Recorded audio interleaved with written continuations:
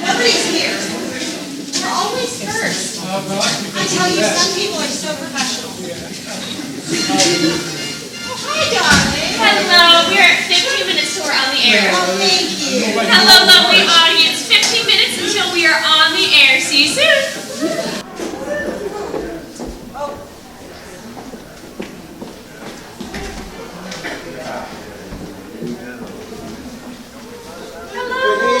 Ladies and gentlemen, I'm Larry Spinner, the proud director of this show, and before I give you all my spiel and brag a little bit, I want to introduce you to another longtime Flowertown player, and she's got an important message for you. So Kelsey Palmer, take it away. Hi, guys. Hello.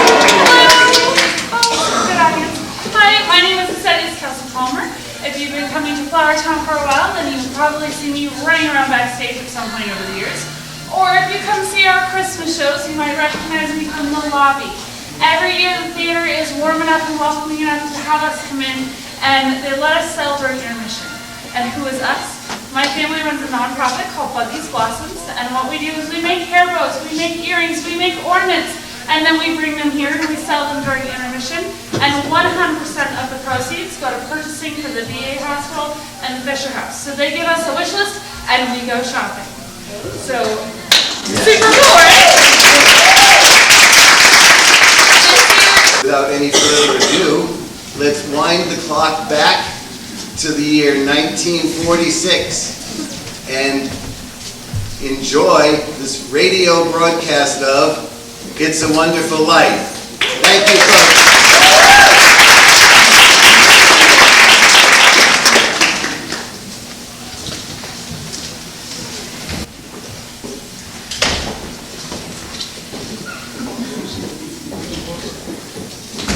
All right, actors, we're at 5 minutes until we're on the air. Foley, 5 minutes. Excellent. Can we get Freddie on stage? There he is. Freddie, can we get our audience warmed up, please? Oh, absolutely. Thank Not a problem. you. Good evening, ladies and gentlemen. How are we all doing this evening? I'd like to welcome you to this live broadcast of WBFR's Playhouse of the Air. Thank you. Thanks for coming this evening, and you'll be glad that you did when you hear the program that we have in store for you tonight. It's a Wonderful Life. Thank you again. I see you noticed our applause sign. I just wanted to remind everyone that our listeners out there in Radio Land are counting on your reactions as part of their listening experience. So please, feel free to applaud, laugh, swoon, cry, just as loudly as the spirit moves you. We really... 2, 3. I've just been informed that we have approximately 3 minutes before we go on air, which gives me just enough time to introduce you to the stellar acting ensemble that we have assembled for you this evening. First up, you know him from Chick Carter, Boy Detective, and Cowpoke Romance, playing George Bailey, the hero of tonight's story. I give you Mr. Jake Lawrence. And having just returned from Los Angeles, where she completed filming Dottie Goes Bananas, a Technicolor spectacle, as his leading lady, Mary Hatch, we bring you Miss Ohio 1943, Miss Sally Applewhite. Now, WBFR Playhouse of the Air listeners have heard our next lovely lady in roles ranging from Mother Cabrini to Salome. Playing small-town siren Violet Vick and others in tonight's story, I give you the lovely Miss Lana Sherwood. And soon to be seen co-starring with Margaret Dumont in Paramount Pictures' new comedy, The Hick Chick, playing Clarence the Angel and others in this evening's show, here's Mr. Harry Jazbo Haywood.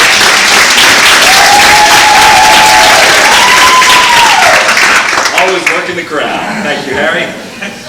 Oh, and you know him from WBFR WBFR's own comedy program, My Three Husbands, let's have a warm welcome for the talented Mr. Trevor Ward. And currently lighting up movie screens around the country in Universal Pictures, Ma and Pa Go to Hollywood, Mr. Philip Arnold. Direct from her sold-out engagement at the Tropicana nightclub, and currently number 3 on this week's hit parade with her stirring ballad, Cocktails for One, the one and only Miss Hazel Jenkins. And finally, host of Females Are Fabulous, and here with you every week as Playhouse of the Air, I'm Freddie Fillmore. All right, ladies and gentlemen, we are 20 seconds before we go live on the air. Once again, thank you very much for being with us this evening, and enjoy tonight's broadcast. We are live in 5, 4, 3.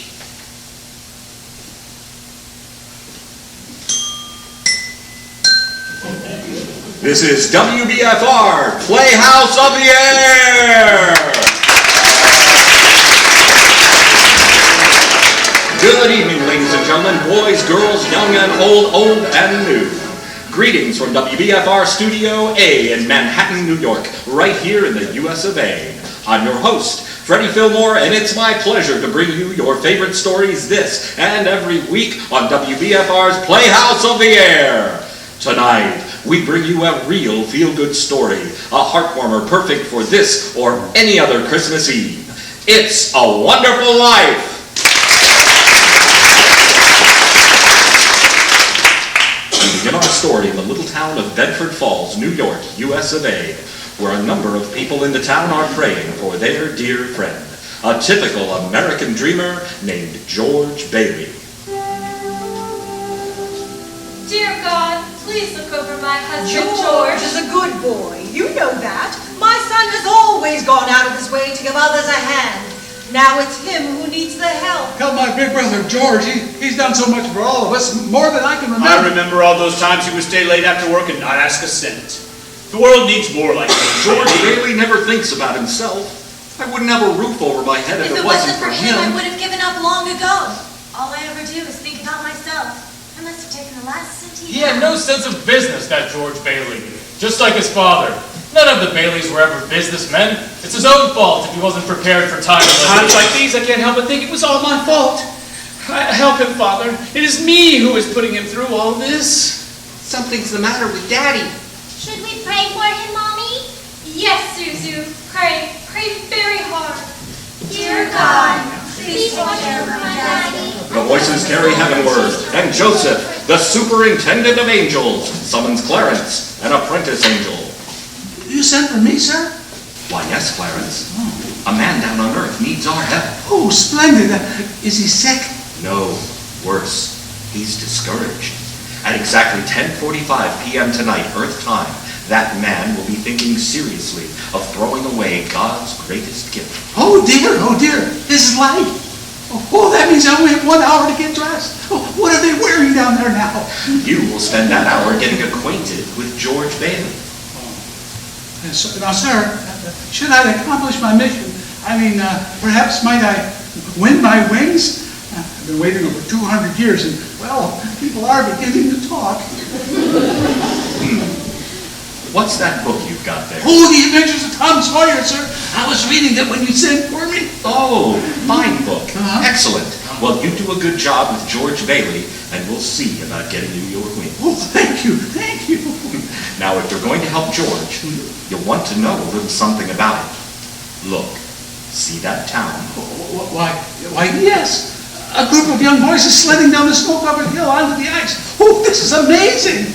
Yippee! Who's that? That's your problem. George Bailey. A boy? That's him when he was 12. Back in 1919. Something happens here you'll have to remember later on. Oh, and here comes the scare baby, my kid brother, Harry Bailey. I'm not scared.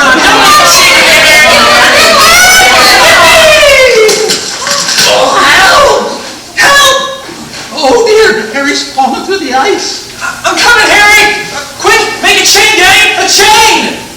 So his brother fell to the ice, but George saved him. Yes, Clarence. And ever since, George has had a bad ear. All that icy water, you understand? Bad ear, yes, sir. Now, the other event came a few months later. George took an after-school job at Old Man Gower's drugstore. It's me, Mr. Gower, George Bailey. You're late! Yes, sir. Hello, George. Hello, Mary. Hello, Violet. 2 cents worth of shoelaces, Violet? Mary was here first. I'm still thinking. Shoelaces? Please, Georgie. I like him. You like every boy. What's wrong with that? Here you are. Bye, Georgie. See you later, Mary. Made up your mind yet, Mary? I'll take chocolate. With coconuts? I don't like coconuts. You don't like coconuts? Say, brainless, don't you know where coconuts even come from? Look at here, look at here. From Tahiti, Fiji Islands, the Coral Sea. What's that you got there? A new magazine? I never saw it before. Of course you never. Only us explorers can get them. I've been nominated for membership in the National Geographic Society. Oh. Yeah. Let me give you your ice cream. Is this the year you can't hear on? George Bailey, I'll love you till the day I die. I'm going out exploring someday. You watch.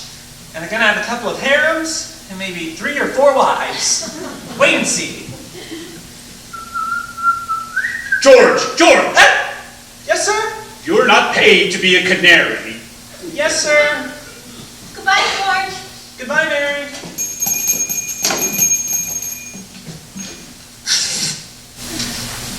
What was that piece of paper George just picked up? Why, it's a telegram from Mr. Gower. He found out this morning that his son died of influenza. Oh, how awful.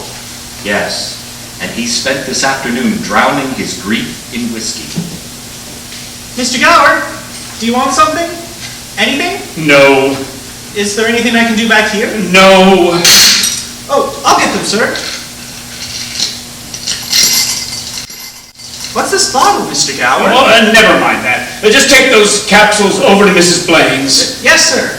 They have the diphtheria over there, haven't they? Mm-hmm. Is it a charge, sir? Yes, a charge. Mr. Gower, I think... Get going. Yes, sir. Mr. Gower? What is it? Mr. Gower, that bottle you used. You put something wrong in those capsules. Who do you think you're talking to? Ah! You're hurting my sore ear! Did you hear what I said? Get out of here. Mr. Gower, you don't know what you're doing! You put something wrong in those capsules! I know you're unhappy. You got that telegram and you're upset. It wasn't your fault, Mr. Gower, but... Look, Mr. Gower, look! This bottle! You used this bottle to make up the capsules. It's poison! Poison? Don't get my sore ear again! Poison? Oh, George. Oh, George. All I wanted was to make sure, Mr. Gower, I won't tell anyone. I know what you're feeling, and I won't ever tell a soul. Hope to die I won't. Oh, George. Did he ever tell anyone about those pills? Not a soul. Oh, did he ever marry that girl? Did he ever go exploring? We'll get there soon enough, Clarence. When George Bailey grew up, he wanted to go to college, but there just wasn't the money. So he worked 4 years in the Building and Loan Association. Building and Loan Association? George's father was in the building and loan business, along with George's Uncle Billy. George, what's the combination to the safe? We wrote it down so you wouldn't forget it. Oh, that's right. Where? In your wallet, Uncle Billy. Oh, thanks. Lovable fellow. Just forgetful is all. Who's that? That's Henry F. Potter, the richest and meanest man in all the county. Peter, Potter's here. Mr. Bailey. Mr. Bailey. Mr. Bailey. There's nothing quite so loathsome as a family business. Now, Peter, you know what I'm here for. I'm on a very tight schedule. A family to evict at 3. Okay then, Mr. Potter, here's the thing. I just need a little more time. Just 30 short days. I'll dig up that $5,000 somehow. Have you put any real pressure on those people of yours to pay their mortgages? Times are hard, Mr. Potter. A lot of people are out of work. Then foreclose. I can't do that. These families have children. They're not my children. But they're somebody's children, Mr. Potter. Are you running a business or a charity ward? Oh, well, all right. Not with my money. Mr. Potter, what makes you such a hard-skulled character, You have no family, no children. You can't begin to spend all the money you've got. So, I suppose I should give it to miserable failures like you and that idiot brother of yours to spend for me. He's not a failure! You can't say that about my father! George. You're not! You're the biggest man in town! All right, son, thanks. I'll talk to you tonight. Don't let him say that about you, Pop! Tonight. What kind of business are you running here? Good God, man. George worked for his father, saving enough to see him through the university. That summer, though, he was going to Europe. George got a job on a cattle boat and was ready to do a little traveling before college. Old Man Gower surprised him with the gift of a great big suitcase. On the way home from the store, he ran into his friends, Ernie, the cab driver, and Bert, the cop. Hey, Ernie! Hiya, George. Hi, Bert. Hey, George, what's the suitcase for? I'm a rich tourist today, and I was about driving me home in style. Sure, Your Highness. Hop in the cab. And for the carriage trade, I puts on my hat. Good afternoon, Mr. Bailey. Looks like you're ready to get out of here. Hello, Violet. Hey, you look good. That's some dress you got on there. Oh, this old thing. Why, I only wear it when I don't care how I look. See you later. How would you like... Yes! Want to come along, Bert? We'll show you the town. No thanks. I think I'll go home and see what the wife is doing. Family man. George saved up enough money to go away to college. His bags were packed, and he was all set to go. Boy, oh boy. It's hard to realize this is the last night of the old Bailey boarding house. We're sure gonna miss you, George. I'm gonna miss you too, Pop. What's the matter? You look tired. Oh, I had another tussle with old Henry Potter today. Oh. I thought when we put him on the board of directors, he'd ease up on us. I wonder what's eating that old money-grubbing buzzard anyway. Oh, he's a sick man. Frustrated and sick. Sick in his mind and sick in his soul. If he has one. He just hates everybody that has anything he can't have. Which means he hates us mostly, I guess. Hey, George, can I borrow your tuxedo studs? Oh, yeah, help yourself, Harry. Where are they? In your suitcase? I'm not taking a tuxedo on a cattle boat, Harry. Say, where'd you get that fine piece of luggage anyway? Oh, from Mr. Gower, the going-away present. And one of these days you're going to see that bag all covered with travel labels. Italy, Baghdad... Hey, why don't you come down to the dance tonight? What, be bored to death? Well, you couldn't want a better death. Lots of pretty girls. Hey, I've got to hurry. I wish we could send Harry to college with you, George. Oh, we have that all figured out. You see, Harry will take my job at the building alone, work there for 4 years, and then he'll go. Well, he's pretty young for that job. Well, no younger than I was. You were born older, George.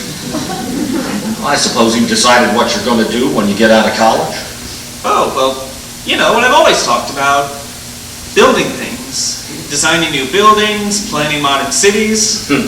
Still after that first million before you're 30? Oh, no, I'll settle for half that in cash. Of course, it's just a hope. But you wouldn't mind coming back to the building alone, would you? I know it's early to talk about. I couldn't face being cooped up for the rest of my life in that shabby little office. Oh. I'm sorry, Pop. I didn't mean that, but this business of nickels and dimes and spending all your life trying to figure out how to save 3 cents on a length of pipe, I'd go crazy. I want to do something big and something important. You know, I feel that in some small way, we are doing something important.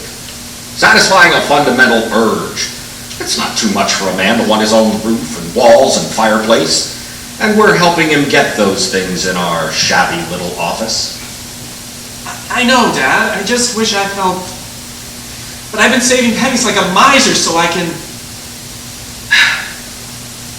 Most of my friends have already finished college. I just feel like if I don't get away, I'll bust. Yes, you're right, my boy. This town's no place to live if you aren't willing to crawl to Potter. You get yourself an education, then get out of here. I'm glad you see what I'm talking about. Say, I think I'm gonna go down an Old Main Street. Last night in town and all. Have a good time, son.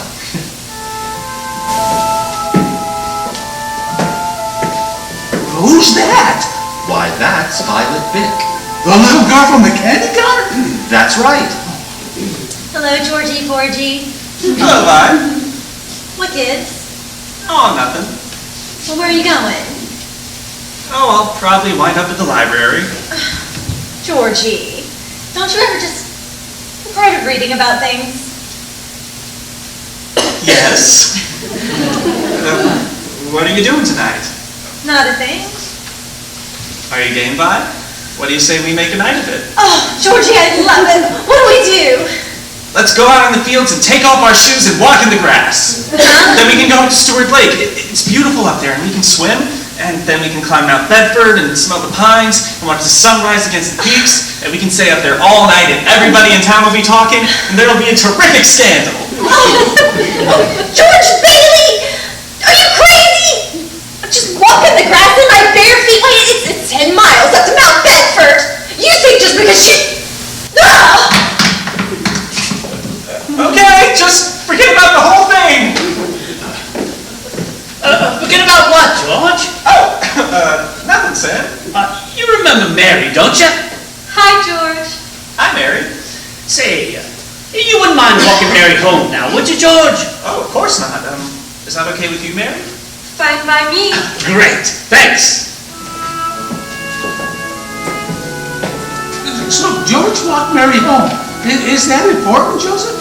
Well, I'd say it is. Because even though Mary lived only 4 blocks away, it took them over 2 hours to get there. Buffalo gals, won't you come out tonight? Come out tonight, come out tonight. Buffalo gals, won't you come out tonight and dance by the light of the moon? Oh, just like an organ, gee whiz. Beautiful. You know something? If it wasn't me talking, I'd say you were the prettiest girl in town. Well, why don't you say it? I don't know. Maybe I will. And hey, how old are you anyway? 18. 18? Too young or too old? Oh, no, just right. Your age suits you. Look at where we are. Oh, the old Granville house. Yeah. I gotta throw a rock. Oh, no, don't. I love that old house. Well, no, don't you know about deserted houses? You make a wish, and then you throw a rock. But George, that's such a lovely place. I wish I lived there. In there? I wouldn't live there if I was a ghost. Now, here, watch this. How about it? Pretty good shot, huh? Oh, I broke a window! What's your wish, George? Well, not just one wish. A whole hatful of them, Mary. I'm shaking the dust of this crummy little town off my feet, and I'm going to see the world. Italy, Greece, the Parthenon, the Colosseum. Then I'm coming back here, and I'm going to go to college, and I'm going to see what they know. And then, I'm going to build things. I'm going to build airfields. I'm going to build skyscrapers 100 stories high and bridges a mile long. And then I'm going to... Hey, are you going to throw a rock too? Mm-hmm. Hey, that's pretty good. What did you wish for, Mary? Oh, no. If I tell you, it may not come true. Hey, Mary, come on. What do you want, huh? Do you want the moon? All you gotta do is say the word. Okay. The moon. I'll take it. And then what? And then what? I'll throw a lasso around it and pull it down. Then you could swallow it and it all dissolves, see? And the moonbeams would shoot out of your fingers and your toes and out of the ends of your hair and Am I talking too much? Yes! Why don't you kiss her instead of talking her to death? Who's that? Old man Collins on his front porch. Ah, youth is wasted on the wrong people. Hey, hold on! Hey, mister! You come back out here and I'll show you some kissing and I'll put hair back on your head! You come back out here and I'll... George! Uncle Billy? George, get in the car quick. Your father, he's had a stroke. I'm sorry. I've got to go, Mary.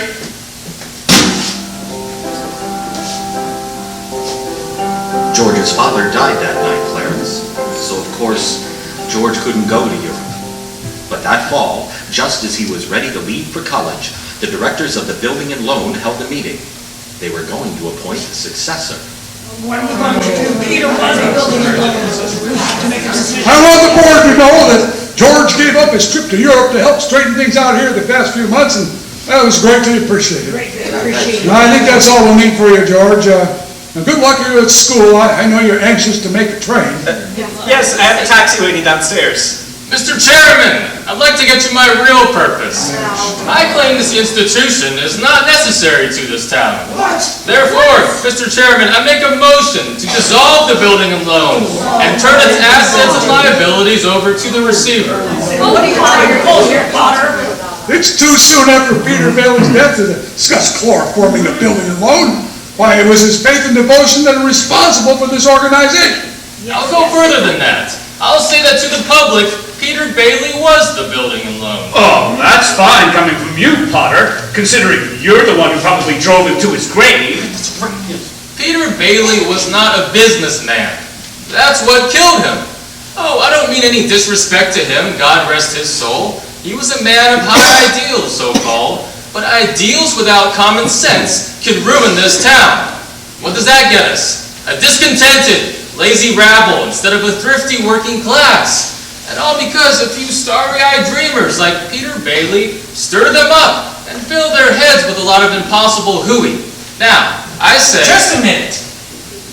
Now you hold on, Mr. Potter. You're right when you say my father was no businessman. Why he ever started this cheap penny-ante building and loan, I'll never know. But neither you nor anybody else can say anything against his character, because his whole life he was... Why, in the 25 years since he and Uncle Billy started this thing, he never once thought of himself. Isn't that right, Uncle Billy? You got that right. He didn't save enough money to send Harry to school, let alone me. But he did help a few people get out of your slums, Mr. Potter. And what's wrong with that? Here, you're all businessmen here. Doesn't it make them better citizens? Doesn't it make them better customers? You, what did you say just a minute ago? That they had to wait and save their money before they even ought to think of a decent home. Wait. Wait for what? Until their children grow up and leave them? Until they're so old and broken down that they can't even... Do you know how long it takes a working man to save $5,000, Mr. Potter? You just remember this. That this rabble that you're talking about, they do most of the working and paying and living and dying in this community. Is it too much to ask to have them work and pay and live and die in a couple of decent rooms and a bath? My father didn't think so. People were human beings to him. But to you, a warped, frustrated old man, they're cattle! Well, in my book, he died a much richer man than you'll ever be.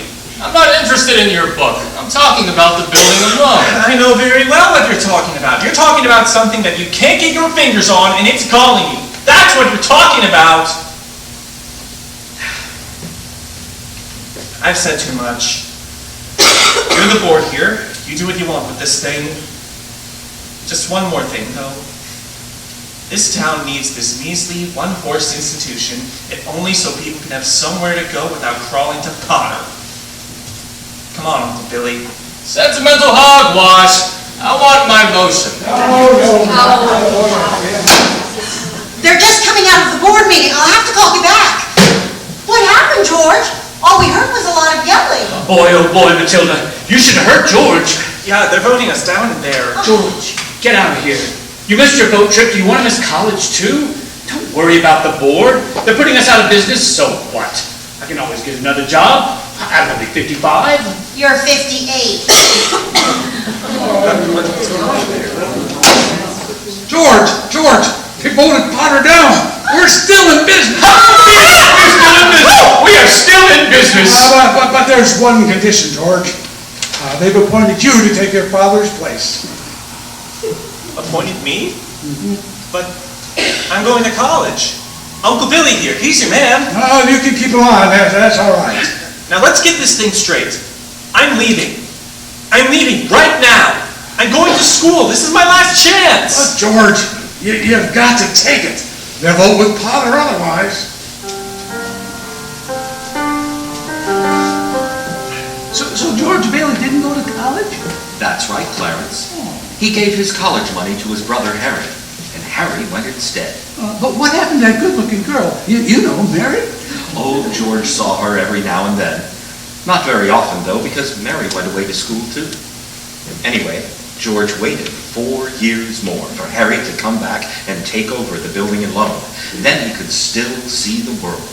He planned to work the oil fields in Venezuela. There she blows! Say, Uncle Billy, do you know what the 3 most wonderful sounds on the planet are?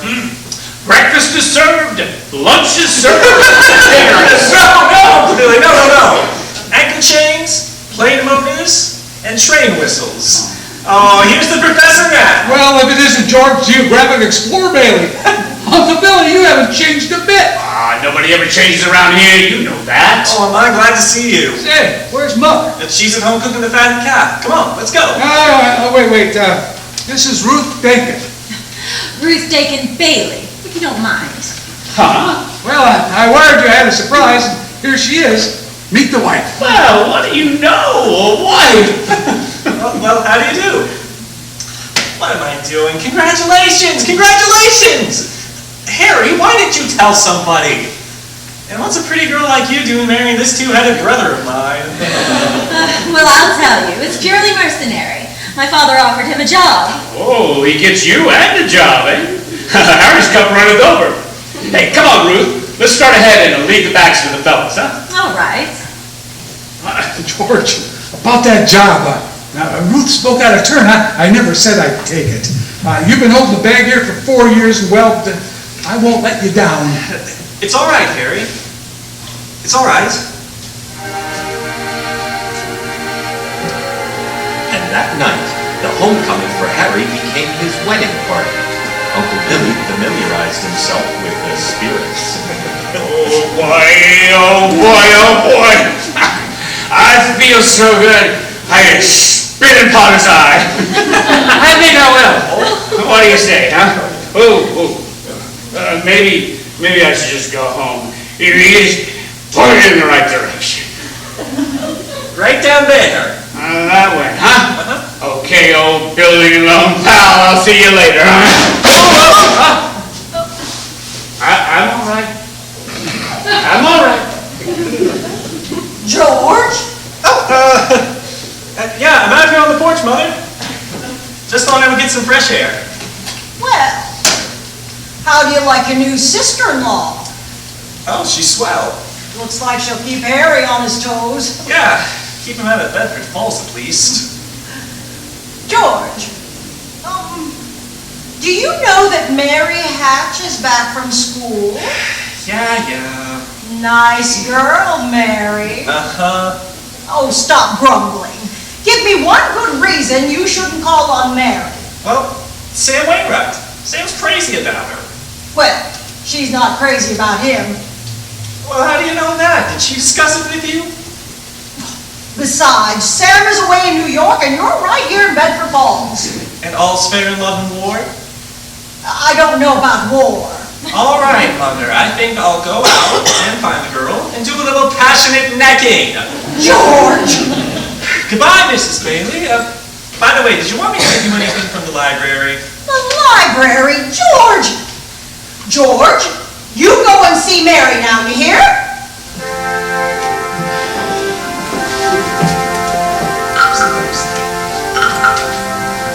Hello, George. Oh, hello, Mary. I just happened to be passing by. Your mother just phoned and said you were on your way over to pay me a visit. My mother just called you? How did she know? Well, I didn't tell anybody. I just went for a walk and happened to be passing by. What do you... I went for a walk, that's all. When did you get back in town? Tuesday. Would you like to come in? Well, I guess since I'm here... Say, where'd you get that dress? Do you like it? It's alright. I just thought you'd go back to New York with Sam and Francie and the rest of them. Oh, I worked there a couple of vacations, but I don't know. I guess I was homesick. Homesick for Bedford Falls? Yes, and my family. Oh, and everything. Would you like to sit down? Alright, for a minute. I still can't understand it though. You know I didn't tell anybody I was coming here. Would you rather leave? No, I don't want to be rude. It was nice about Harry and Ruth, wasn't it? Oh, yeah, that's alright. Don't you like her? Oh, of course I like her. She's a peach. Oh, it's just marriage in general you're not enthusiastic about, huh? No. Marriage is okay for Harry, and for Sam Wainwright, and for you. Mary! Mary, who's out there with you? It's George Bailey, Mother. George Bailey? What does he want? I don't know. What do you want, George? Me? Not a thing. I just came in here to get warm. He's making violent love to me, Mother! Now you tell him to go right back home, and don't you leave this house. Sam Wainwright promised to call from New York this evening, didn't he? Your mother needed... You know I didn't come here for What did you come here for? I don't know! You tell me. You're supposed to be the one who has all the answers here. You tell me. Oh, why don't you go home? Alright, that's where I'm going. I don't know why I even came out here in the first place. Mary! Mary, the telephone! Sam. I'll get it! Yeehaw! Hello, Sam. How are you? Ah, great. Gee, it's good to hear your voice again. Oh, well, that's awfully sweet of you, Sam. There's an old friend of yours here, George Bailey. You mean old Mossback George? Yes, old Mossback George. Yeah, put him on. Wait a minute, I'll call him. George!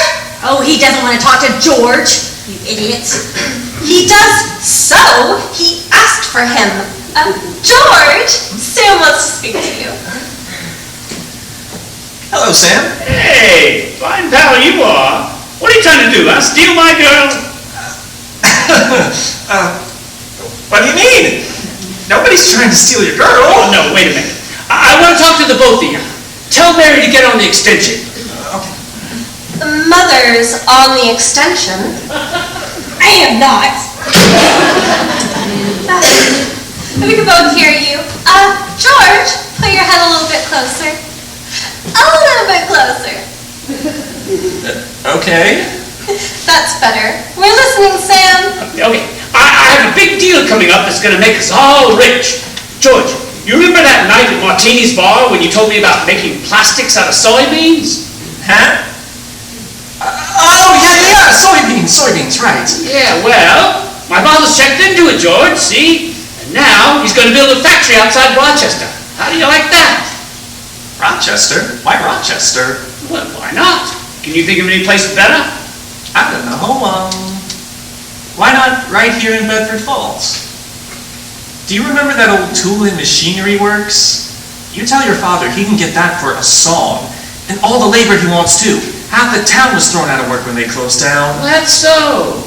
Well, I'll tell him. Hey, that sounds great. Oh, baby, I knew you'd come through. Now, here's the point, George. I may have a job for you. That is, unless you're still married to the old broken-down building and loan. Oh, Mary. I'm here. You tell that guy I'm giving him a chance of a lifetime, you hear? He says it's the chance of a lifetime. Give me that phone. Now you listen to me, Mary. I don't want any plastics. And I don't want any job. and I don't want to get married, ever, to anyone. Do you understand that? Oh. I want to do what I want to do, and you're not... Oh. You're not gonna... Oh, Mary. George. Mary. Mary. I love you.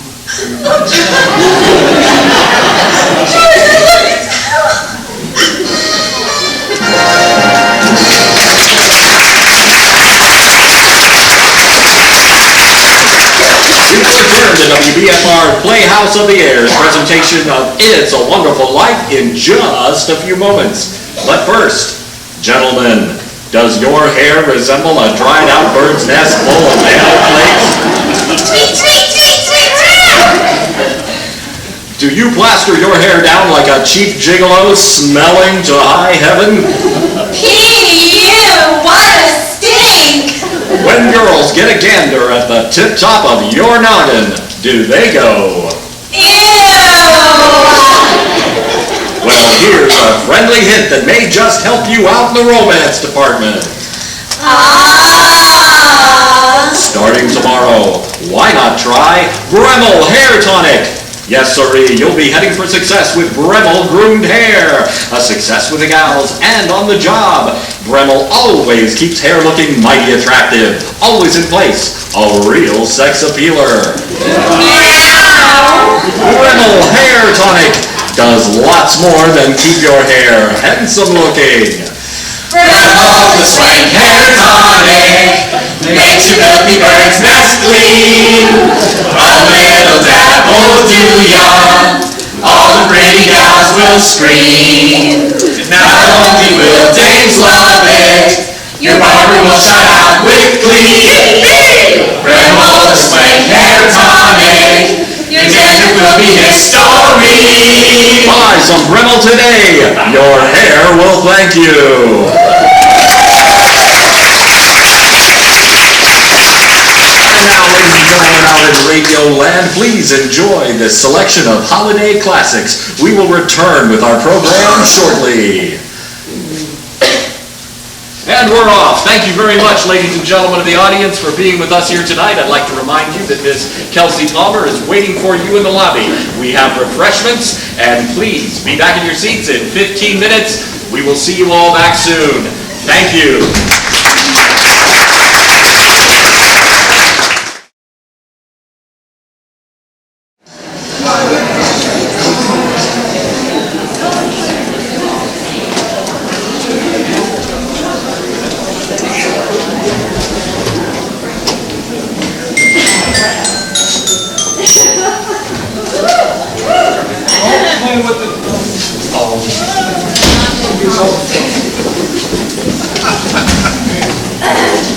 We are at 20 seconds until we are on the air. Is everyone ready? Ready over here? Ready, audience? You've been waiting to say that. All right. We are live in 5, 4, 3. And welcome back, ladies and gentlemen, to It's a Wonderful Life! George and Mary were married, and following the wedding and reception, George's old pal Ernie, the cab driver, drove the happy couple to the train station. Hey, where are you two going on this here now honeymoon? We're going to shoot the works, Ernie. The whole week in New York and the whole week in Bermuda. The highest hotels, the oldest champagne, the richest caviar, the hottest music, and the prettiest wife. Here's the kitty, Arnie. $2,000. I feel like a rich bootlegger's wife. So, you're finally getting out of Bedford Falls, huh? Then what? Then what, honey? After that, who cares? That does it. Say, Mrs. Bailey, I haven't kissed you since... Hey, George! There's something funny going on over there. Look at the bank. It looks like a run. Hey, pull over there a minute, will you, Ernie? Oh no, George. Please, let's just go straight to the station. Let's not stop. Now, wait a minute. I'd better go see what it is. I'll be right back. Oh, but George, please. Oh, George. There's George. I want my money. What is this, Uncle Billy? A holiday? Why are the doors locked? There's a crowd out front. Oh, this is a pickle, George. All right, now, what happened? All I know is the bank called our loan. I had to hand out all our cash. All of it? Every last cent of it. Holy mackerel! And then I got scared, George, and I closed the doors. Our charter says we need to stay open until 6 o'clock or we lose our license. Bailey Brothers Building and... Get me George. George, it's Potter. Hello? George, there's a rumor around town that you've closed your doors. Is that true? No, it isn't. Do you need any police? Mobs get pretty ugly sometimes, you know. We're fine. We'll see. Now, George, I'm going all out to help in this crisis. I've just guaranteed the bank sufficient funds to meet their needs. They'll close for a week and then reopen. I may lose a fortune, but I'm willing to guarantee your people too. Just tell them to bring their shares over here, and I will pay 50 cents on the dollar. Oh, you don't miss a trick, do you, Potter? Well, you're gonna miss this one. If you close your doors before 6 p.m., you will never reopen. You just took over the bank, Billy. Open the doors, let them in. Let them in. All right, now, just remember, this thing ain't as black as it seems. I have some news for you folks. I just talked to old man Potter, and he's guaranteed cash payments at the bank. How about our money, George? Where's our money? Now, please, wait a minute. Listen. You're thinking of this place all wrong. The money's not here. Where is it then? Wait a minute, let me tell you. Your money is in people's houses. In the Kennedy house, and in the McLaren house, and in your house, Ed, and in 100 others. Now, what are you going to do? Foreclose on them? I got $242 in here, and $242 isn't going to break anybody. All right, Charlie, all right. Now, you'll get your money in 60 days. 60 days? That's what you agreed to when you bought your shares. I got my money. Old man Potter's taking out of the bank. He'll pay you 50 cents on every dollar. 50 cents? Now, wait a minute. Please, folks, please. Don't leave. I beg of you not to do this. If Potter gets a hold of your shares, he'll be owning this building alone. He's already got the bank, he's got the bus lines, he's got the department stores, and now he's after us. Because he wants to keep you all living in his shacks and paying the kind of rent that he wants to charge. Now, we can get through this all right, but we need to stick together. We've got to have faith in each other. My husband's out of work. We need money. I got doctor bills to pay. Can't feed my kids with faith.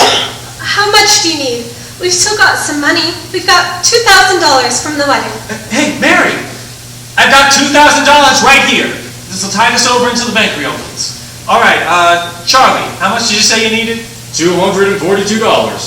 Charlie, just enough to tide you over until the bank reopens. I'll take $242. Okay. Uncle Billy, give Charlie $242. Okay, Ed, how much just to get by?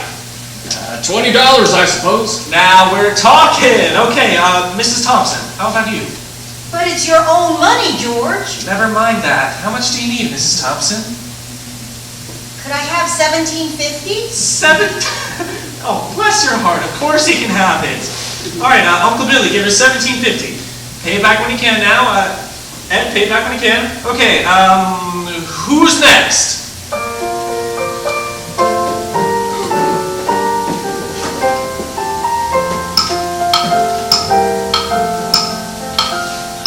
Look at the clock. 5 seconds. 4 seconds. 3, 2, 1. 6 o'clock! We made it! Lock those doors, Uncle Billy! Oh boy. We're still in business and I still got $2 left over. Bailey Brothers Building in just a minute. George, there's a call for you. Look, will you get my wife on the phone? She's probably over at her mother's. Mrs. Bailey is on the phone. I don't want Mrs. Bailey. I want my wife. Oh, Mrs. Bailey, that's my wife! Oh, man. Mary? Hello? Listen, dear, I'm sorry about... What? Come home? 320 Sycamore? Whose home is that? The Waldorf Hotel, huh? Well, that doesn't look like the Waldorf. Oh no. Number 320 Sycamore was the old Granville house, the one George and Mary threw rocks at and made wishes. Mary had prepared the house, including a turkey dinner, romantic decorations, and even a marriage bed. Welcome home, Mr. Bailey. Well, I'll be. You remember the night when we broke the windows in this old house? This is what I wished for. Oh, darling, you're wonderful. Yes, sir. That's where they spent their honeymoon. That's where they started their lives together.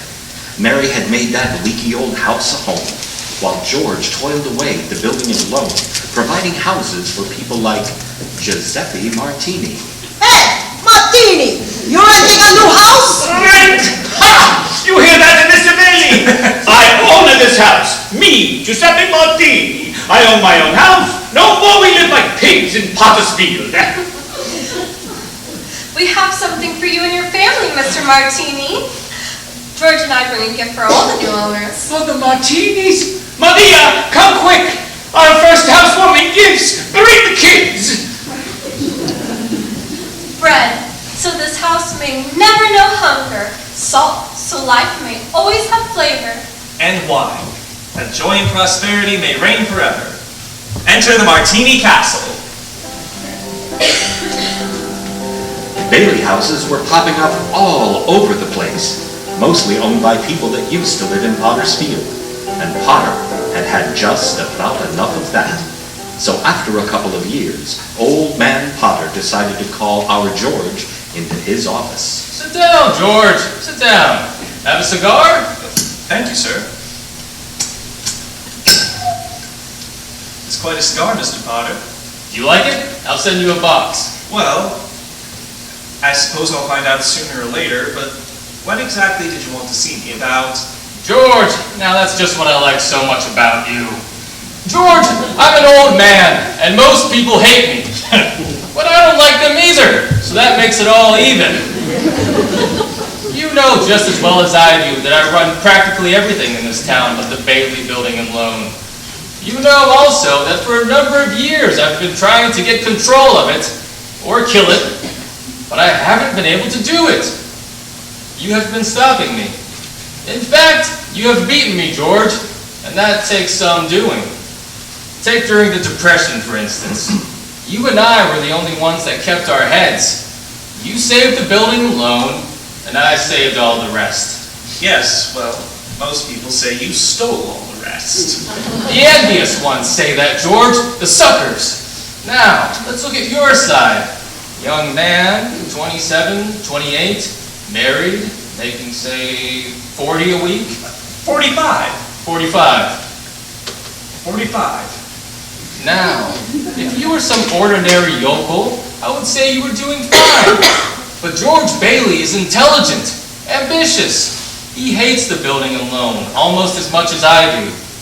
He's been dying to get out of town ever since he was born. A young man, the smartest one of the crowd, mind you, who has to sit by and watch his friends go places because he's trapped into frittering his life away playing nursemaid to a lot of garlic eaters. Do I paint a correct picture, George, or do I exaggerate? What's your point, Mr. Potter? My point is, you're the only man in town who's licked me. I want to hire you. Manage my affairs. I'll start you out at $20,000 a year. 20,000? $20,000 a year? You wouldn't mind living in the nicest house in town, buying your wife a lot of fine clothes, a couple of business trips to New York a year, maybe once in a while Europe. You wouldn't mind that, would you, George? Would I? You're not talking to anybody else around here, are you? Are you sure you're talking to me? I'm George Bailey, don't you remember? From the building and loan, remember? Yes, George Bailey, whose ship has just come in, providing he has brains enough to climb aboard. Well, what about the building and loan? Oh, confound it, man. I'm offering you a 3-year contract at $20,000 a year. Is it a deal, or isn't it? Mr. Potter, I know I ought to jump at the chance, but I wonder if you might give me 24 hours to think about it. Sure. You go home and talk to your wife. Yeah, I'd like that. In the meantime, I'll draw up the papers, and soon you'll be managing my affairs. Your affairs? No. No. The answer is no, doggone it! You sit around here and you spin your little webs and you think the whole world revolves around you and your money.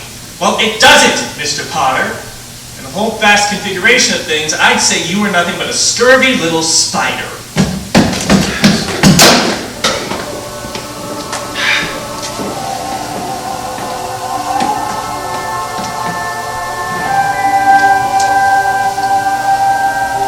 What did Mr. Potter want, George? Oh, nothing. Nothing, just talk. Small talk. Nothing. Mary Hatch, why in the world would you ever marry a guy like me anyway? To keep from becoming an old maid. I was going to see the world. I was going to build things. I was going to give you the moon, and what have I given you? What have I given you? Not even a new dress. Not for months. You could have married Sam Wainwright. Could have married anybody else in this town. I didn't want to marry anybody else in this town. I want my baby to look just like you. You didn't even have a honeymoon. I promised you that You're what? My baby. You mean, Mary, you're on the nest? George Bailey, Lasso Stork.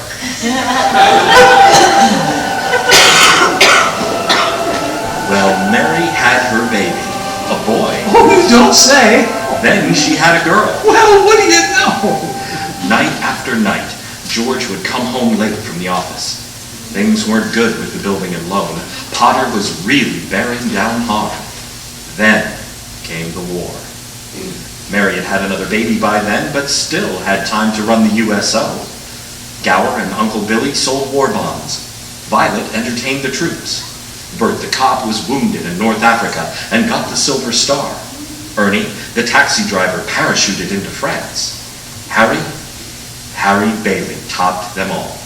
A Navy flyer, he shot down 15 planes, 2 of them as they were about to crash into a transport full of soldiers. Yes, but George, what about George? George? 4F, on account of his ear. But George fought the Battle of Bedford Falls. Air raid warden, paper drives, scrap drives, rubber drives. On VE Day, he wept and prayed. On VJ Day, he wept and prayed again. We're getting pretty close to the day, aren't we, sir?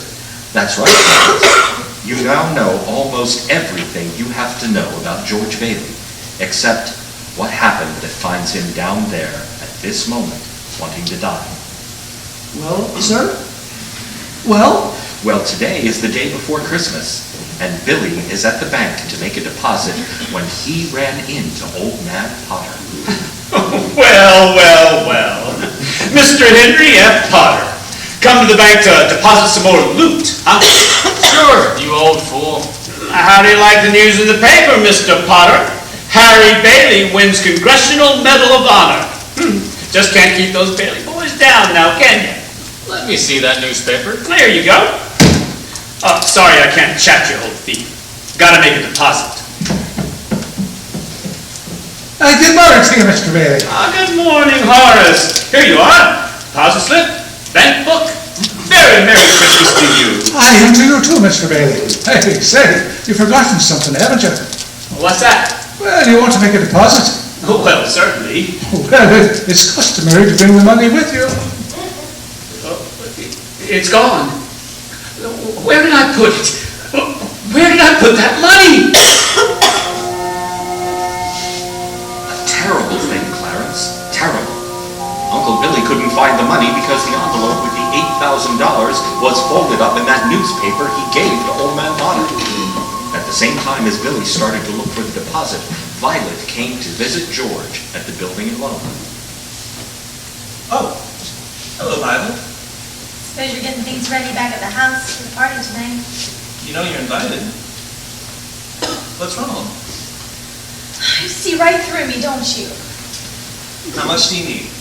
Oh, George, I hate doing this to you, but I promise I won't be asking for any more after this. You planning on robbing a bank, Vi? Going to Manhattan? What's in Manhattan? Well, everything's in Manhattan. New start, at least. That's a big step, Vi. What's the matter with starting a new life right here in Bedford Falls? Well, I'll be. Never thought I'd hear that from you, George Bailey. Thought you hated this place. Well, I did. But this town has a charm of its own. You should give tours, maybe. I'm just thinking of you, Violet.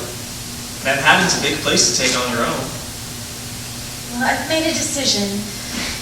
There's a midnight train tonight, and I plan to be on it. It takes a lot of character to leave your hometown and start over again. Here's some dough. Oh, no, George, don't. What do you want to do? Hawk your furs and your hats? You want to walk to New York? You know they charge the same for rent and meals up there, just like they do down here in Bedford Falls. Yeah, sure. It's a loan. That's my business. Building and loan. Besides, you'll get a job. Good luck to you, Vi. I'm glad I know you, George Bailey. Say hello to New York for me. Merry Christmas, George. George! Uncle Billy? What's going on? The bank examiner's coming today, and Today? Yeah, wants the accounts payable. What's the matter with you? The money. The $8,000. What? Uncle Billy, what happened to it? I don't know. I was going to deposit it, and when I got to the bank, I didn't have it. $8,000, Uncle Billy. The bank examiner's in town, and that's not our money. It belongs to the depositor. I'm so sorry, George. I just don't know what happened. Well, the first place you look is in your coat pocket. I told you to put it there when you left. Oh, I'm no good to you, George. I'm no good. Let's go then. We have to retrace your steps. We'll leave no stone unturned. And as George and Billy went looking for the deposit, Potter had a meeting with the state bank examiner, a Miss Sadie Vance. The whole town's turned upside down with the Bailey boys' homecoming. Congressional medal and all. I guess they do things like that. May I look at your paper? Go ahead. This is a deposit from Bailey. That old fool, Billy Bailey, gave me that newspaper. Well, you're going to deposit it for him, aren't you? To think he would make such a foolish mistake. Look at how much it is. There's $8,000 here. What a Christmas present. And he doesn't even know it. Just a minute here, Potter. I know you've been giving the Baileys a hard time for as long as I can remember. Why? I don't have to give answers to you. You're just a state examiner. Yes, I am. But I am unimpressed by your buying off everyone in town. What? Oh, that's it. You could never buy the Baileys. What? You heard what I said. The Baileys have always stood for something you always wanted and are so jealous of. They're honest. You're fired. You can't fire me. I'm state appointed. And what's more, I am not going to turn my back. This is stealing from the Baileys. Something like this would definitely cause them to fold. Yes, and after 25 years, finders keepers, you know that. He gave me the money. It was his own fault. Besides, there's not a court in the county that would find me guilty. And we all know why. How's your family, Sadie? My family? I know how little state positions pay. What would you say to a little Christmas bonus? I want no part of this. That's not what I've heard.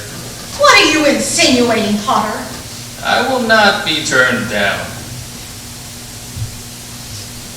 What do you want me to do? I want you to pay the Baileys a surprise visit. You'll see the records. They'll be short. You know the rest. At last, the Baileys will be where they belong. Down for good. I know just what to do.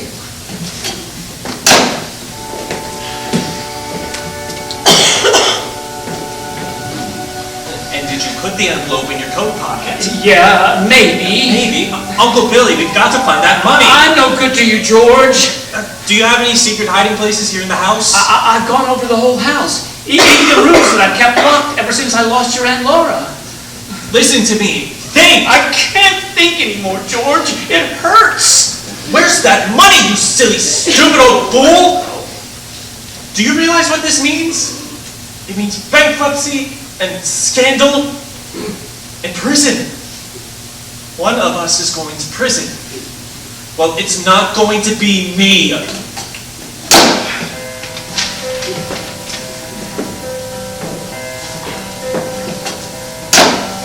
Hello, darling. Hello, Daddy! Daddy, did you bring the wreath? What wreath? The Merry Christmas wreath for the window. Oh, I left it at the office. Is it snowing? Yeah, it just started. Where's your coat and hat? I left them at the office. What's the matter? Nothing's the matter. Everything's all right. Isn't it wonderful about Harry? We're famous, George.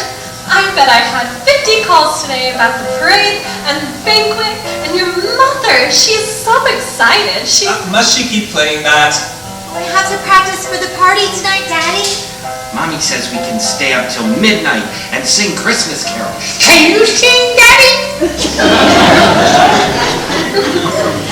Better hurry and shave, George. The families will be here soon. Families?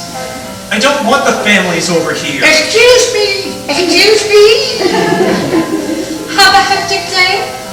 Oh, yeah. Another big red letter day for the Baileys. Hey, Daddy, the Browns next door have a new car. You should see it. Well, what's the matter with our car? Isn't it good enough for you?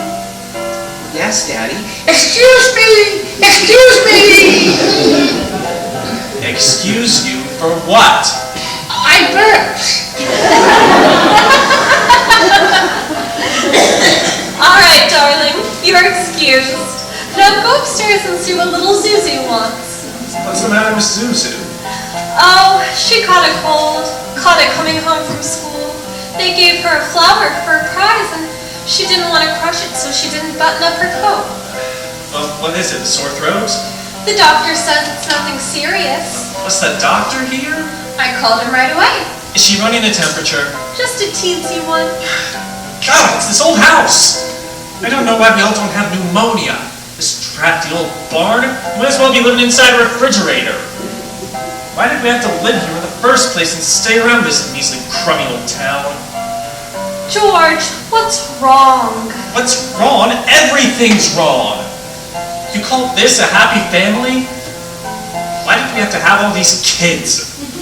Hey, Dad, how do you spell frankincense? I don't know. Ask your mother. Where are you going? Upstairs to see Suzu.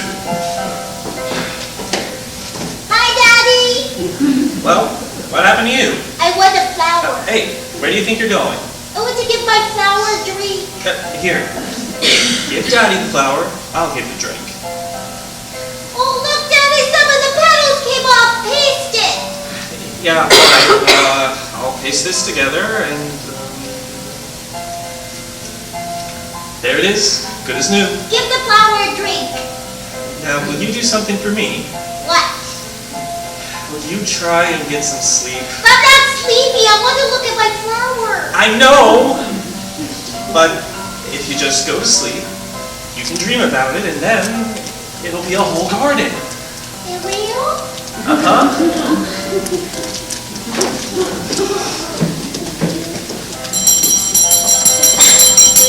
Telephone! I'll get it! Hello? Yes, this is Mrs. Bailey. Oh, thank you, Mrs. Welch. The doctor says she'll be out of bed in time for a Christmas dinner. Is that Suzu's teacher? Yes. Let me speak to her. Hello? Mrs. Welch? This is George Bailey. Say, what kind of teacher are you anyway? What do you mean sending her home like that, half naked? George! Is this the sort of thing we pay taxes for? To have teachers like you? Silly, stupid, careless people who send our kids home without any clothes on? Oh, that's stupid! Hello, Mrs. Welch. I want to apologize. Hello? Hello?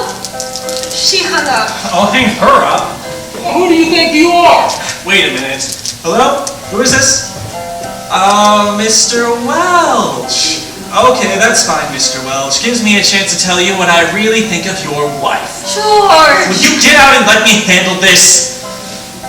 Hello? Oh, you will, huh? Okay, Mr. Welch, anytime you think you're man enough. Hello? Any? Hey, Daddy, how do you spell hallelujah? What do you think I am, a dictionary? Janie, haven't you learned that stupid tune yet? You've been playing it over and over again. Now, stop it! Stop it!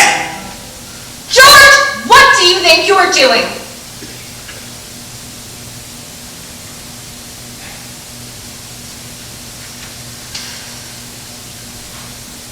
I'm sorry, Mary. Janie, I'm sorry. I didn't mean... You go on and practice, okay? Pete, I owe you an apology too. I'm sorry. What did you want to know? Nothing, Daddy. What's the matter with everybody? Janie, go on. I told you to practice. Now go on! Play! Oh, Daddy. George! Why must you torture the children? Why don't you... Mary! Where's Daddy going? Bedford, 247, please. Is Daddy in trouble? Yes, Pete. Shall I pray for him? Yes, Janie. Pray very hard. Me too. You too, Tommy. Hello? Uncle Billy?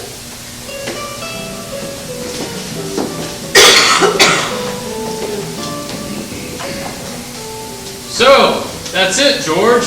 You're short $8,000 in the books, eh? Oh, please, Mr. Potter. I'll pay any sort of interest. If you still want the building alone. You say it was lost. Did you notify the police? No, sir. I haven't had time. Harry's homecoming is tomorrow, and we just... Why did you come to me? What about your good friend, Sam Wainwright? I can't get a hold of him. He's in Europe. What kind of security would I have, George? What collateral? I have some life insurance. A $15,000 policy. How much is your equity in it? $500. And you want $8,000? Look at you. You used to be so cocky. You were going to go out and conquer the world. You once called me a warped, frustrated old man. What are you but a warped, frustrated young man? Crawling in here on your hands and knees for help? No securities, no stocks, no bonds. You're worth more dead than you are alive. Why don't you go to the riffraff you love so much and ask them for help? I'll do anything, Mr. Potter. Please. Please help me. My wife and kids. But you know what I'm going to do for you? As a stockholder of the building and loan, I'm calling the state examiner to get a warrant for your arrest. Misappropriation of funds, manipulation, Mr. Potter, please, you can't! malfeasance. You can't arrest me! Go on and run. You can't hide in a little town like this. Merry Christmas, George!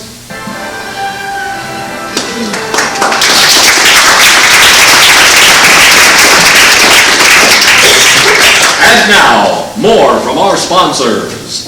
Are you guilty of careless driving because windshield bug spots dull your vision? Yes, I'm guilty! Stop straining to see through a bug-spattered windshield. Duck's Toilet Cake gets the squashed bugs off quickly, easily. Yes, even when the sun has baked them into the glass. Remember, you need clear vision as well as good brakes to avoid accidents. you'll find Duck's toilet cake leaves the glass polish so crystal clear, you hardly know it's there. I feel so much safer after I've cleaned my windshield with Duck's toilet cake. It leaves no dangerous oily film to pick up dust and make night driving dangerous. Duck's toilet cake, the soap of 100 uses. You better wash high, you better wash low. I'm here too, I'm telling you so. Duck's toilet cake is cleaning uptown. It washes up cars, it washes up bars, and out in LA it washes up stars. Duck's toilet cake is cleaning uptown. It's found in every bathroom, from sea to shining sea. It's used by our dear president, and it's used by you and me. So you better wash high, you better wash low. Behind your ears too, I'm telling you so. Duck's toilet cake is cleaning uptown. Buy a cake of Duck's toilet soap today and keep it in your car.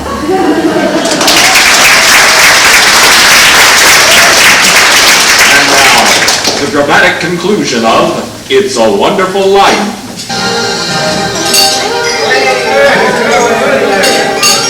Merry Christmas!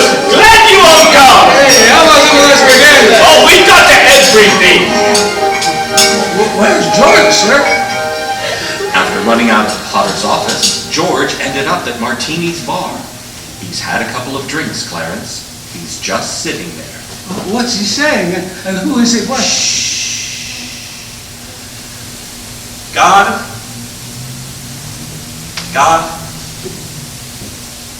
dear Father in heaven, I'm not a praying man, but if you're up there and if you can hear me, show me the way. I'm at the end of my rope here. Please, show me the way, God. Are you all right, George? You want somebody to take you home? Oh, why you drink so much, my friend? You don't feel good? Please go home, Mr. Bailey. Bailey? You say Bailey? Which Bailey? This gentleman is Mr. Bailey, George Bailey. George Bailey, huh? And the next time you talk to my wife like that, you'll get worse. It isn't enough she's slaves teaching you stupid kids how to read and write. You've got to bawl her out. You get out of here, Mr. Welch. You hinder my friend. You get out. All right, all right. Mr. Bailey, you okay? Who was that? Mr. Welch. But don't worry. He don't come in this place no more. I'll get something for your face. It's bleeding.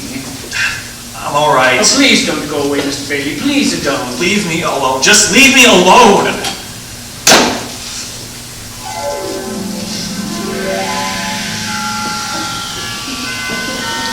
George is headed to the bridge now, Clarence. Can you see him? He looks like he's gonna jump. It's time, Clarence. Excuse me, you there. Have you got the time? My watch is dead. Well, thanks just the same. Help me! I can't swim. Hold on, mister. I'm coming. What in the Sam Hill are the two of you doing? This storm's not fit for man or beast. Now get out of that water. Now the two of you all right? Do you need a doctor? No, I'm all right. Oh, no, I'm fine. Oh, this underwear, I didn't have time to get anything stylish. My wife gave it to me on my last birthday. I passed away in it. Passed away? Oh, I see young Tom Sawyer's dried out too. Who? My book. I left in such a hurry, I brought Tom Sawyer with me. Oh, you should read the new book Mark Drain is working on now. Oh. How did you happen to fall in? Oh, I jumped in. I jumped in to save you. You jumped in to save me? Well, I did, didn't I? You didn't go through with it, did you? Go through with what? Suicide. Hey, it's against the law to commit suicide around here. Yeah, and it's against the law where I come from, too. Where do you come from? Heaven? What? Oh, I died quickly. That's why I jumped in. I knew I was drowning. You and tried to save me. And you see, you did. And that's how I saved you. Oh, that's very funny. Oh, your lip's bleeding, George. Yeah, I got a bust in the jaw in answer to a prayer. Oh, no, George. I'm the answer to your prayer. Wait, how do you know my name? Oh, I know all about you. I watched you grow up from a little boy. What are you, a mind reader or something? Oh, no. Who are you then? Oh, Clarence Oddbody AS2. Oddbody AS2. What is that, AS2? Angel second class. Hey, I'm getting out of here. You two might not need a doctor, but I do. But cheer up, a good man. Hey, look here. Why did you want to save me? Because I'm your guardian angel. I wouldn't be a bit surprised. Ridiculous if you're thinking of killing yourself for money. $8,000, really. Just things like that. How did you know that? I told you, I'm your guardian angel. I know everything about you. Well, you look like the kind of guardian angel I'd get. Sort of a fallen angel, aren't you? What happened to your wings? Well, I haven't won my wings yet. That's why I'm an angel second class. Oh, I see. But you can help me earn it, George, by letting me help you. You don't happen to have $8,000 on you. Oh, no. We don't use money in heaven. No. Oh, that's right. I keep forgetting. It comes in pretty handy down here, Bob. I found that out a little late.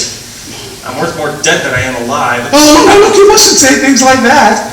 I won't get my wings with that attitude. What? You just don't know all that you've done. Why, if it hadn't been for you... Yeah, if it hadn't been for me, everybody would be a lot better off.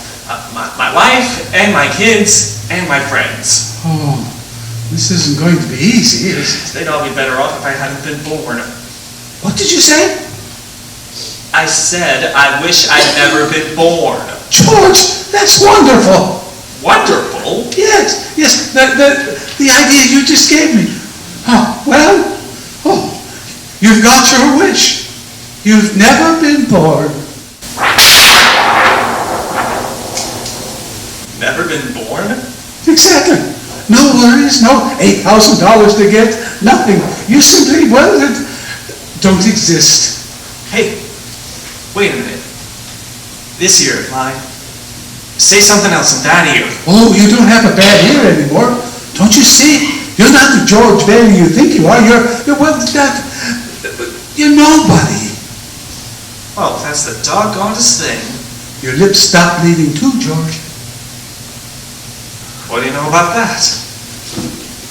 What happened? I need a drink. That's what I need. Hey, what about you, Angel? Do you want a drink?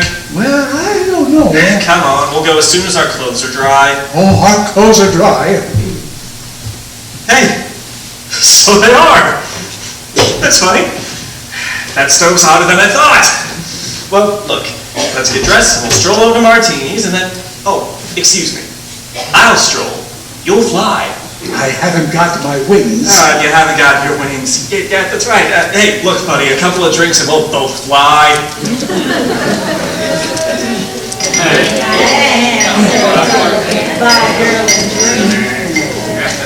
There's a place to sit down. Sit down. Oh, hello, Nick. Clarence, welcome to the best bar in Bedford Falls. Bedford Falls? Don't you mean Pottersville? Pottersville? Hey, where's Martini? Look, I'm the boss. You want a drink or don't you? Okay, double bourbon quick, huh? Okay. What's yours, Buff? Well, I was thinking of a mulled wine. Huh? Heavy on the cinnamon, light on the clothes. Off with you, lad. Lively now. Hey, look, mister. We serve hard drinks in here for men who want to get drunk fast. And we don't need any characters around to give the joint atmosphere. Now, come on, Nick, just give him the same line word. He's okay. 2 double bourbon. What about this place? It's all changed. Well, all of Bedford Falls has changed. You're having your wish, George. You've never been born. Oh, there'll be a lot of things you've never seen before. Oh, good, somebody just made it. Oh. Made what? Oh, every time you hear a bell ring, it means an angel's got its wings. Oh. What did you say? Look, Clarence, I don't think you better talk about angels around here. Well, don't they believe in angels? Yeah, they believe in them, but, you know, it's just... Well, then why should people be surprised when they see one? Huh? Don't mind him, Nick. He just never grew up. How old are you, Clarence? 293 next May. That does it. Out you two pixies go. Through the door or out the window. Go on. Get. Hey, where's Martini? Will you tell him that... Stop asking about Martini. He ain't here. Well. Look who crawled out from under whatever hole he's been hiding in. Hey, that's Mr. Gower. Hey, you rummy. Didn't I tell you never to come panhandling around here? Hey, George, look. Mr. Gower, this is George Bailey. Don't you know me? Will you buy me a drink, mister? Just one drink, mister. Binky, throw the rummy out.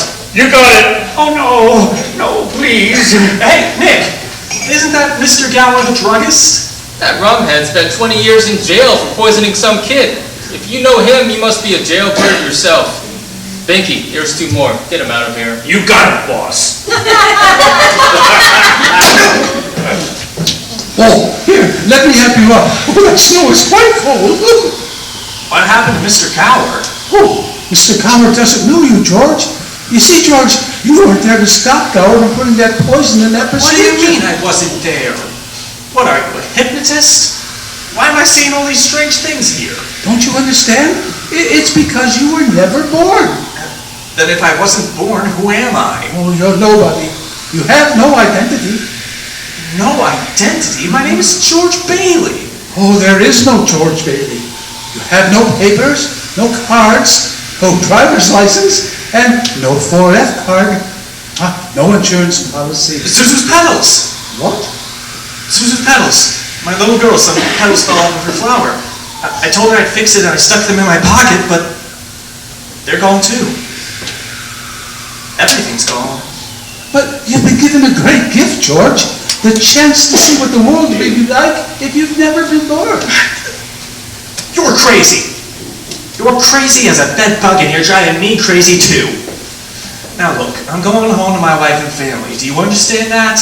And I'm going home alone. All right, you know the drill. Hands behind your back, sister. Keep your hands off me. Why don't you bust somebody else for a change? Hey, officer. Where did the building in Low move to? The building in what? The Bailey building in Low. It was right up there. They went out of business years ago. Now all that's left is this burlesque house.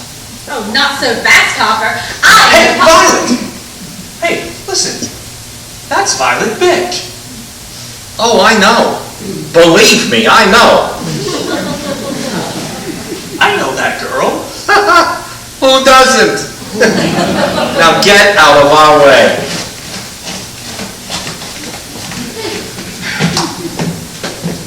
Taxi? Oh, Ernie. Take me home. I'm going off my nut. Where do you live? Doggone it, Ernie. Don't just start pulling that with me. You know where I live. 320 Sycamore. Now hurry it up. Okay, 320 Sycamore? Yeah, hurry up. Zeus is sick. All right. Look here, Ernie. Straighten me out. I think I had some bad liquor or something. Listen to me. You are Ernie Bishop, and you live in Bailey Park with your wife and kid? That's right, isn't it?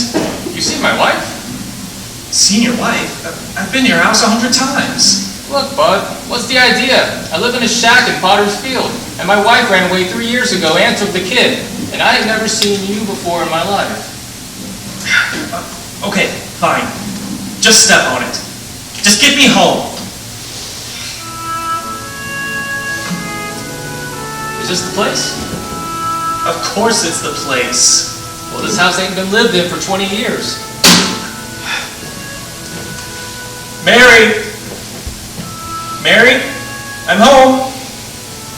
Pete? Tommy? Janie? Suzu? Where are you? Oh, they're not here, George. You have no children. Where are they, Clarence? What have you done with them? All right, put up your hands. What is this? No fast moves. Come on out here, the both of you. Bert! Kevin, you're here. Bert, what's happened to this house?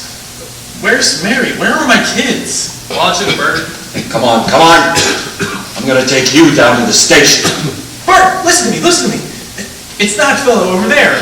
He says he's an angel. He's trying to hypnotize me. Hey, don't make me use my nightstick. Bert, I hate to do this, but... Run, George! Run, George! Bailey's boarding house? Well, Mother? Mother? What do you want? Mother, this is George. I thought for sure you'd remember me. George who? If you're looking for a room, there's no vacancy. Mother, please. Try to understand. Something's happened to me. I don't know what it is, but I need a place to stay tonight. Please, let me stay here. I don't take in strangers.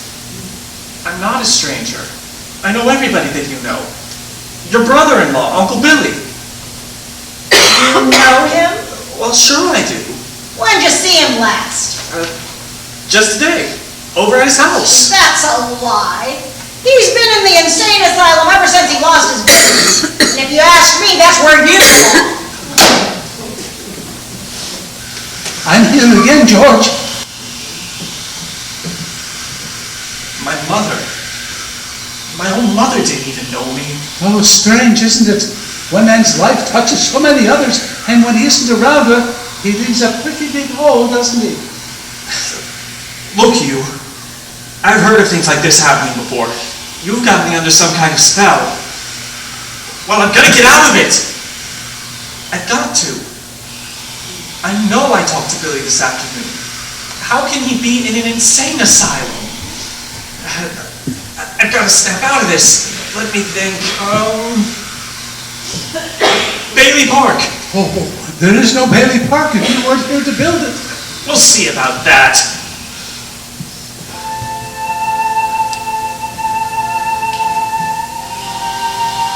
This is Bailey Park? People live here? Oh, it's pretty grim. This is where Bailey Park is supposed to be. What's this gravestone doing here? And why is the name Bailey on it? Oh, that wouldn't be yours. My father's name is on it, but what's this other name? How come my brother Harry's name is on this? Oh, your brother broke through the ice and drowned at the age of 9. That's a lie!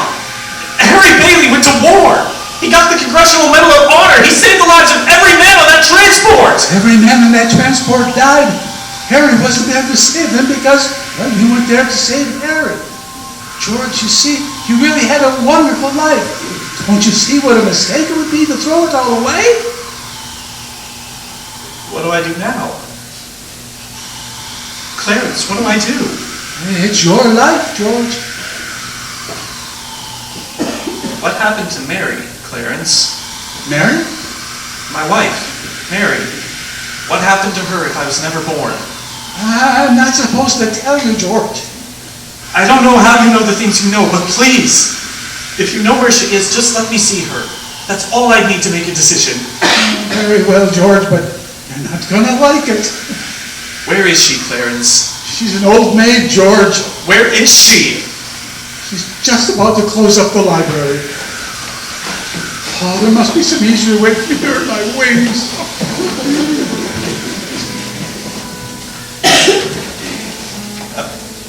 Excuse me. Is the library closed? It's Christmas Eve. We can't stay open all night.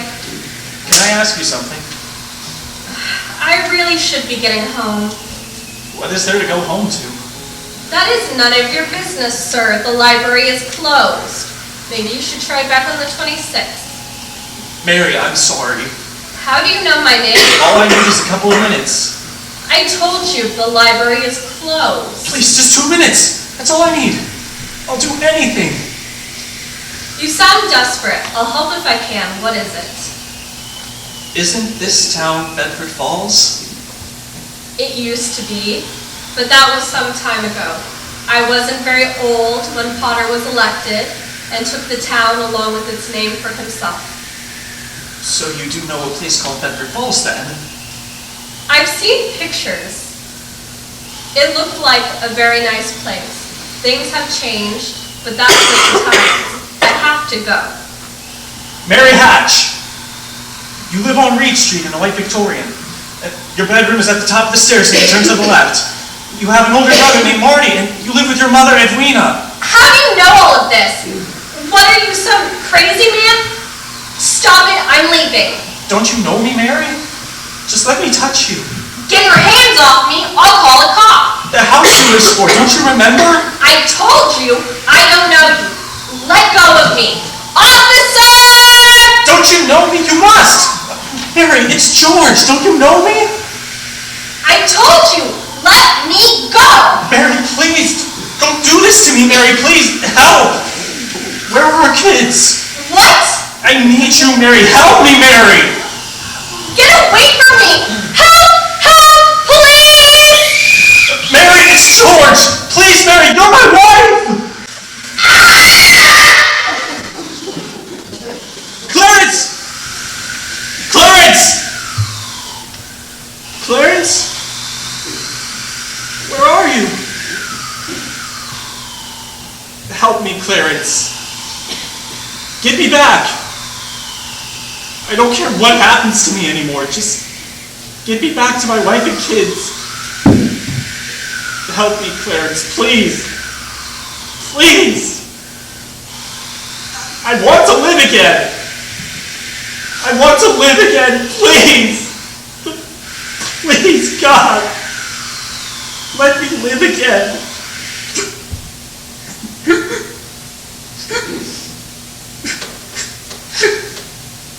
George? Is that you, George?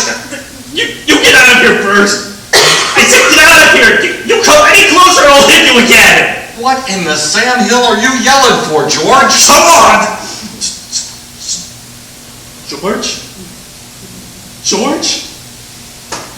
Bert, do you know me? Know you? I've been looking all over town for you. Where have you been? Hey, Bert. Bert, I'm alive again, Bert. Are you sure you're all right? Hey, George, your lip, it's bleeding. It is? Mm-hmm. Hey, my mouth's bleeding. Bert, look at the blood coming out of there. Would you believe it? Susan's petals. Susan's petals, there they are. What do you know about that? Oh, Merry Christmas, Bert. Oh, Merry Christmas, George. Now get in the car, I'll drive you home. You do that, Bert. You do that, and you turn that siren wide open. Merry Christmas, Bedford Falls.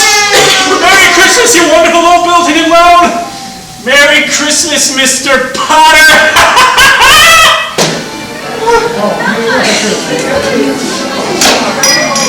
Mary, I'm home. Have you seen my wife? Hey, what is this? All these people, these reporters? Hey, Merry Christmas, reporters. Mr. Bailey, there is a deficit. I know. $8,000, I bet, huh? George, I got a little paper here for you. I'll bet that's a warrant for my arrest. Yeah. Isn't it wonderful? Merry Christmas. Hey, where's Mary, you know?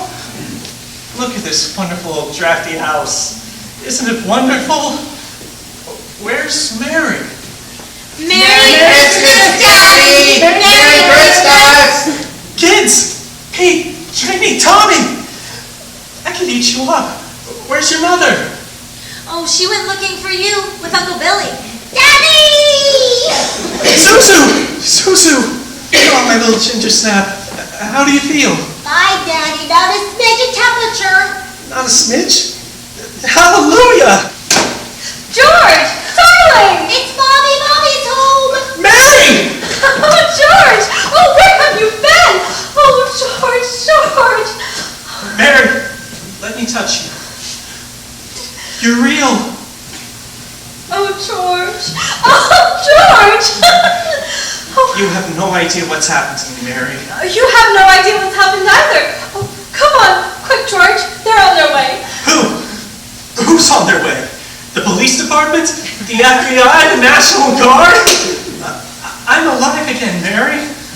Listen, I'm alive again. Come in here now. Now you stand right over here, right there by the Christmas tree, and don't move. Okay. Don't move. We're supposed to wait for Mary. I hear him now, George. It's a miracle. It's a miracle. Oh, Uncle Billy, everyone, come in. Merry Christmas. Merry Christmas. Isn't it wonderful? Mary did it, George. Mary did it. She told a few people you were in trouble, and they scattered all over town collecting money. They didn't ask any questions. They just said, if George is in trouble, you can count on me. You never saw anything like it. What is this, George? Another run on the bank? Here you are. Merry Christmas. The line forms to the right. Mr. Gower, Merry Christmas. Mr. Martini, step right up now. I busted the jukebox, too, huh? Mr. Gower. I made the rounds on my charge accounts.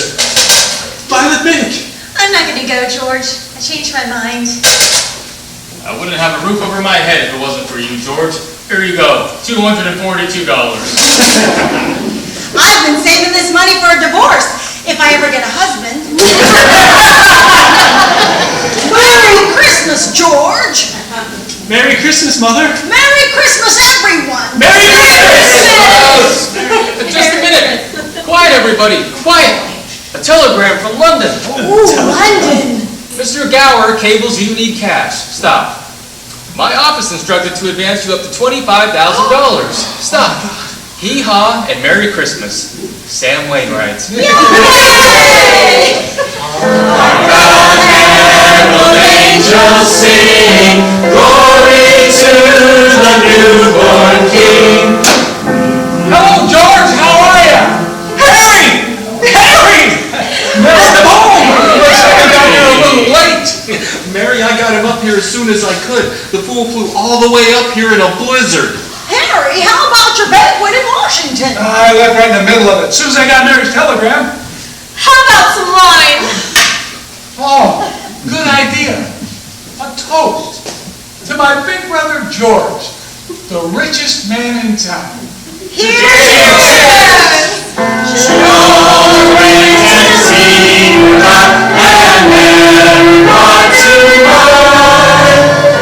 What's this book, George? Tom Sawyer. Look, there's an inscription. George, remember, no man is a failure who has friends. Oh, thanks for the wings. Love, Clarence. What's that? That's a Christmas present from a very dear friend of mine. Look, Daddy. Teacher says every time a bell rings, an angel gets his wings. That's right. That's right. Attaboy, Clarence.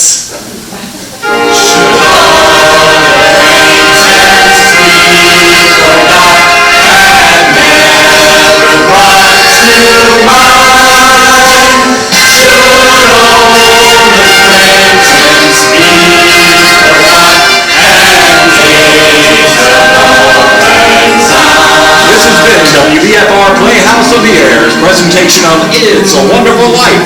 The WBFR Playhouse is brought to you this and every week by Rebel Hair Tonic and Duck's Toilet Cake. Please stay tuned for a program of popular holiday music. This is Freddie Fillmore, signing off for WBFR in New York City and wishing you and yours a very Merry Christmas. Good night.